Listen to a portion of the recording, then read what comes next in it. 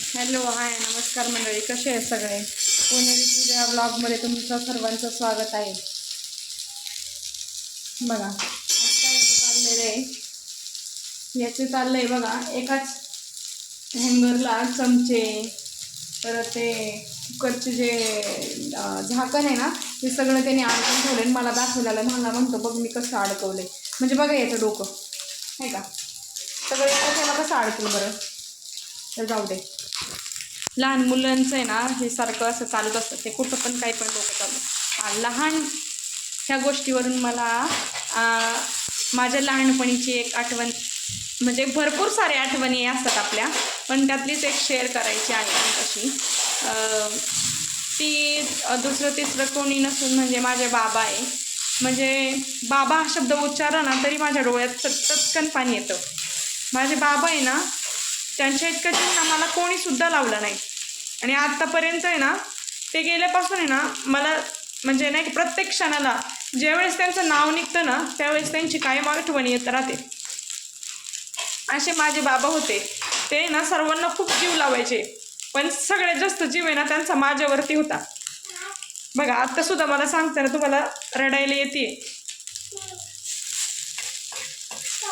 आणि माझा पण सगळ्यात जास्त आतापर्यंत जीव होता ना तो माझ्या बाबांवरतीच होता. त्यांनी ना असं कधीच झालं नाही. मी जोपर्यंत माझ्या मामाच्या घरी होते ना, माझ्या मम्मीनी ना काय केलं होतं, मला आहे ना माझ्या मामाच्या इकडे ठेवलं होतं 2-3 वर्ष. कारण की माझा भाऊ लहान होता ना, याला ना काहीतरी लागते. काय पाहिजे तुला? हे हे हे पाहिजे.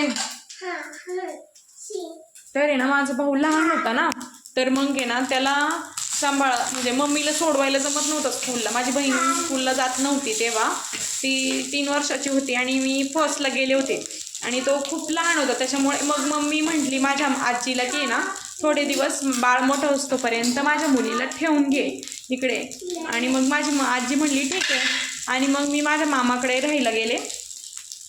आणि मग माझे बाबा आहे ना माझा खूप लाड करायचे. आणि म्हणजे कसं घरामध्ये कसं असतं, एक जण लाड करत असतं तर एक जण थोडंसं रागावतं. तशी माझी आजीचं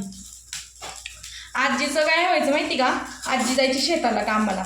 आणि पूर्वीच्या माणसं काय करायचे, म्हणजे नाही का भाज्या वगैरे चांगल्या असायच्या, पण ते मला आवडत नव्हतं त्यावेळेस. आता आवडतात त्या भाज्या, पण त्यावेळेस माझं असं असायचं की काहीतरी चटकदार असं. मग मी काय करायची, डब्बा वगैरे द्यायची ना ती मला शाळेत, मी कधीच खायची नाही. मी काय करायची, बाबांकडून रोज पैसे घेऊन जायचे आणि दुकानातून काहीतरी खायला घेऊन खायची. किंवा मग आहे ना असंच वरचं इकडचं तिकडचं खायची.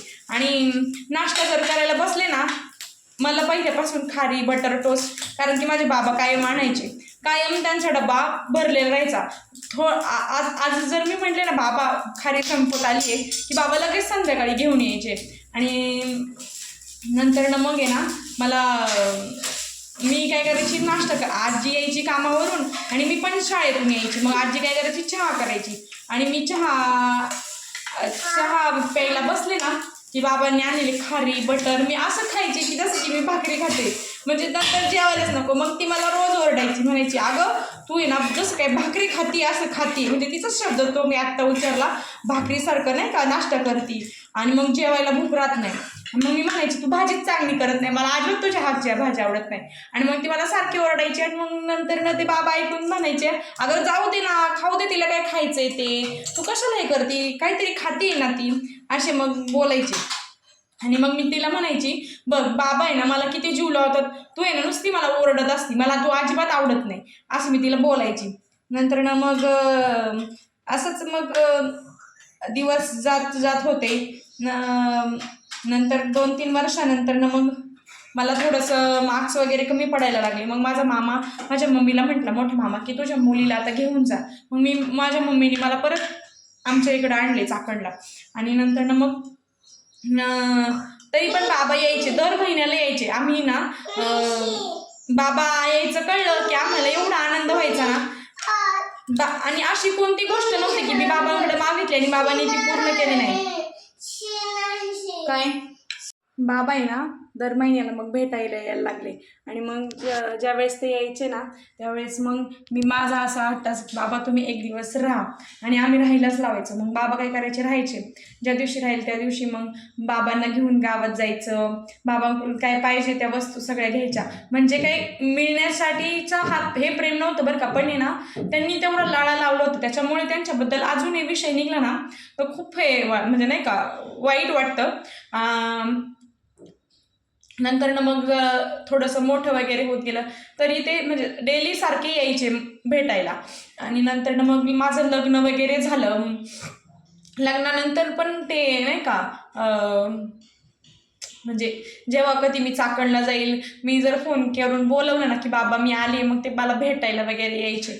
पण नंतर ना मग ते थोडंसं ते तलाठी ऑफिसमध्ये कामाला होते ना, तर मग त्यांचं काम सुटलं आणि नंतर ना मग मामाने माझ्या पोल्ट्री वगैरे टाकली. मग ते तिथंच नाही का पोल्ट्रीवरच थांबायला लागले. मग त्यांना जरा थोडासा टाईम कमी भेटायला लागला, म्हणजे मग ते बाहेरच एवढे पडत नव्हते. आणि अचानक एक दिवस माझं लग्न त्यावेळेस झालेलं होतं, आणि अचानक एक दिवस काय झालं की ना त्यांना अटॅक आला. आणि मग ते 2017 साली ते वारले असतील. मग तेव्हापासून जी आयुष्यात पोकळी निर्माण झाली नाही ती अजूनपर्यंत आहे, आणि ती कोणीही भरून काढू शकत नाही. माझे बाबा काय होते ना ते ना शब्दात सांगणं खूप कठीण आहे, पण मला जेवढं सांगता आलं ना मी ते तुम्हाला सांगितलं. आणि जर तुम्हाला माझा व्हिडिओ आवडला असेल ना तर व्हिडिओला लाईक करा, शेअर करा आणि चॅनलला सबस्क्राईब करा. आणि बेल आयकॉनवर क्लिक करा, म्हणजे तुम्हाला माझे नवनवीन व्हिडिओ पाहायला मिळतील.